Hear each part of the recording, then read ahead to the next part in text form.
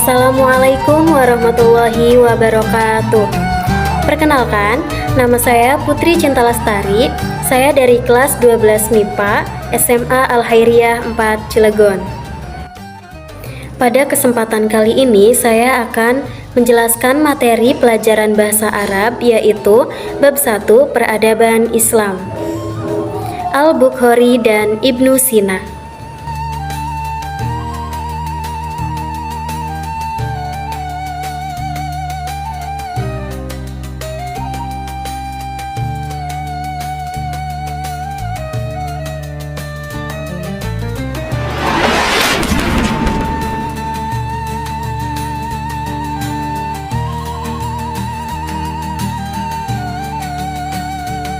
Di sini ada tujuan pembelajaran. Yang pertama, mengetahui biodata Al-Bukhari dan Ibnu Sina.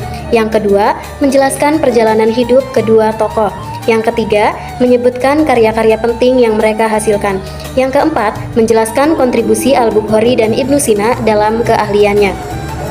Yang kelima, mengidentifikasi perjuangan dan pentingnya ilmu pengetahuan dalam perkembangan peradaban Islam. Yang keenam, menyimpulkan peran dan pengaruh kedua tokoh dalam peradaban Islam. Yang selanjutnya ada latar belakang peradaban Islam.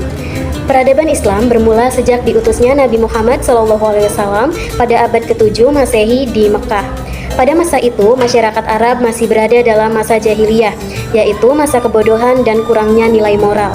Peradaban Islam berkembang pesat pada masa Khulafaur Rasyidin, kemudian menguasai puncak kejayaan pada masa Daulah Abbasiyah dengan pusat pemerintahan di Baghdad. Banyak ilmuwan muslim yang lahir dan memberikan kontribusi besar bagi dunia, sehingga peradaban Islam dikenal sebagai salah satu peradaban paling maju dalam sejarah. Yang selanjutnya ada biodata Al-Bukhari. Nama lengkap yaitu Abu Abdillah Muhammad bin Ismail bin Ibrahim Al-Bukhari. Tempat, tanggal, bulan, dan tahun lahir yaitu di Bukhara pada 13 Syawal 194 Hijriah atau 810 Masehi. Bidang keahlian yaitu ilmu hadis. Karya terkenal yaitu Shahih Al-Bukhari. Keistimewaan, menghafal ratusan ribu hadis dan wafat pada 256 Hijriah atau 870 Masehi. Yang selanjutnya ada biodata Ibnu Sina. Nama lengkap Abu Ali Al-Husain bin Abdullah bin Sina. Tempat, tanggal, bulan, dan tahun lahir di Afsyanah pada 01 Syafar 370 Hijriah atau 980 Masehi. Bidang keahlian yaitu kedokteran, filsafah, dan sains. Karya terkenal yaitu Al-Qanun fi Al-Tib. Keistimewaan, dikenal sebagai bapak kedokteran modern karena karyanya menjadi rujukan dunia dalam berabad-abad. Wafat pada 428 Hijriah atau 1037 Masehi. Yang selanjutnya ada perjalanan hidup Al-Bukhari dan Ibnu Sina. Perjalanan hidup Muhammad Ibnu Ismail Al-Bukhari dimulai sejak masa kecilnya yang penuh semangat menuntut ilmu. Sejak kecil, ia sudah menunjukkan kecerdasan luar biasa dan memiliki hafalan yang kuat. Setelah mempelajari hadis di kampung halamannya, ia tidak merasa cukup. Ia melakukan perjalanan jauh ke berbagai negeri, juga memastikan kebenaran hadis. Dalam perjalanannya, ia menghadapi tantangan, kelelahan, dan ujian, namun tetap istiqomah dari ketekunan dan ketelitiannya. Sementara itu, perjalanan hidup Ibnu Sina dipenuhi dengan semangat belajar yang kuat dan luar biasa. Sejak kecil, ia sangat gemar membaca dan mempelajari berbagai ilmu. Ia tidak hanya mempelajari satu bidang, tetapi mendalami filsafah, matematika, hingga kedokteran. Yang selanjutnya ada karya-karya Al-Bukhari. Yang pertama, Shahih Al-Bukhari. Yang kedua, Al-Adab Al-Mufrad. Yang ketiga, Al-Thoriq Al-Kabir. Yang keempat, At-Thoriq Al-Awas. Yang kelima, At-Thoriq As-Shogir. Yang selanjutnya, karya-karya Ibnu Sina. Yang pertama, Al-Qanun fi Al-Tib. Yang kedua, Asy-Syifa. Yang ketiga, An-Najat. Yang keempat, Al-Hasyrat wa At-Tanblihat. Kontribusi Al-Bukhari dan Ibnu Sina dalam keahliannya. Al-Bukhari memberikan kontribusi besar dalam menjaga keaslian hadis Nabi Muhammad SAW. Ia mengembangkan metode yang sangat ketat dalam menyeleksi hadis, seperti meneliti kejujuran perawi, kekuatan hafalan, dan kesinambungan sanad. atau rantai periwayatan. Melalui karyanya, Sahih Al-Bukhari, ia berhasil menghimpun hadis-hadis sahih yang kemudian menjadi rujukan utama umat Islam setelah Al-Quran. Metodenya menjadi standar dalam ilmu hadis dan diikuti oleh para ulama setelahnya. Berkat ketelitiannya, ajaran Nabi dapat terjaga dengan lebih akurat dan terpercaya. Di sini yang selanjutnya ada kontribusi Ibnu Sina dalam keahliannya.